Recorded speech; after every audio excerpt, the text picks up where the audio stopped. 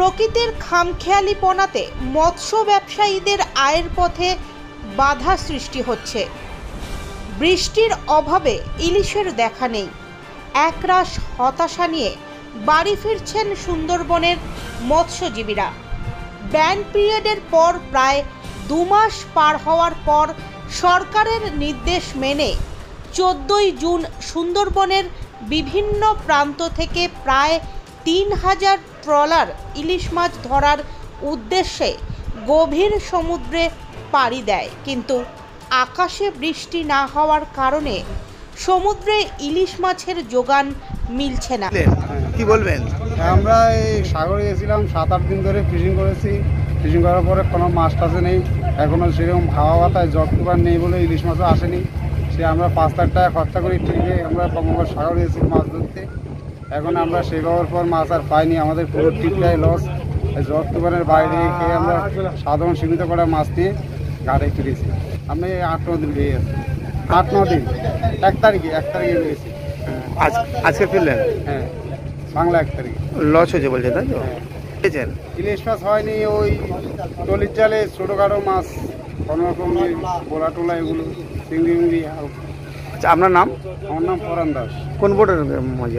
আমাদের সরস্বতী বোর্ড। বাড়ি কোথাও? আমার বাড়ি কাকদ্বীপ। গভীর সমুদ্রে জল উত্তাল থাকায় ট্রলার নিয়ে সেখানে মাছ ধরার জাল সমুদ্রে ফেলা যাচ্ছে না। ট্রলার মালিক তথা সুন্দরবন ফিশারম্যান ইউনিয়নের সম্পাদক বিজন মাইতি জানান, কারণ একটাই, পর্যাপ্ত বর্ষা নেই, প্রচণ্ড গরম। সেরকম অবস্থাতেও তবু যেহেতু প্রথম সিজন, 2 মাস বন্ধ ছিল আমাদের ট্রলারগুলো, তো সমুদ্রে মানে একটা মাছ থাকে, প্রথম টিপেই গেলে একটা ভালো মাছ পাওয়া যায়। সেই আশা নিয়ে আমাদের প্রায় মাত্র 50% ট্রলার, প্রায় 2,500 থেকে 3,000 ট্রলার সমুদ্রের মাছ ধরতে গিয়েছিল। তো গিয়ে 2-3 দিন পরে ট্রলারগুলো সব ফিরে চলে এসেছে। তার কারণ হচ্ছে উত্তাল সমুদ্র। যদিও কোনো রকম আমাদের নিষেধাজ্ঞা নেই, উত্তাল সমুদ্র, সেখানে হচ্ছে ফিশিং করতেও পারছে না, আর সমুদ্রে কোনো মাছই নেই, যার জন্য হচ্ছে তারা তো আর লস করে সমুদ্রে আর ট্রলার মানে জাল বাইচ করতে পারে না, তাদের প্রচুর টাকা খরচ হয়। তো ওই জন্য সমস্ত ট্রলারগুলো সব উপকূলে চলে এসছে। বলতে গেলে প্রথম টিপে তাদের যা খরচ হয়েছিল, সেই খরচের টাকা তুলতে পারেনি, প্রচুর টাকা আবার দেনা হয়ে গেছে। তো এমনিতেই তো বছরের পর বছর দেনাগ্রস্ত, তারপরে যদি এরকম মাছ না থাকে এবং আরও যদি 2-1টি যদি এরকম চলতে থাকে, মাছ না পায়, তাহলে কিন্তু এই ট্রলারগুলো একবার চিরতরে বন্ধ হবে। কিছু ট্রলারে মাছ পেয়েছে যেগুলো আমরা ট্রলি বলি, সেই ট্রলিগুলো যারা ট্রলনেট করে সেখানে কিছু পমপ্লেট বা অন্যান্য কিছু মাছ পেয়েছে, সেগুলো কিছু ট্রলি সেগুলো তারা হচ্ছে খরচটাকে তুলে এনেছে। তাদের যে হ্যাবক কিছু হয়েছে তা না, কিন্তু ইলিশের দেখা একদম নেই। যে 2-4টে ইলিশ উঠছে সেগুলো নগণ্য।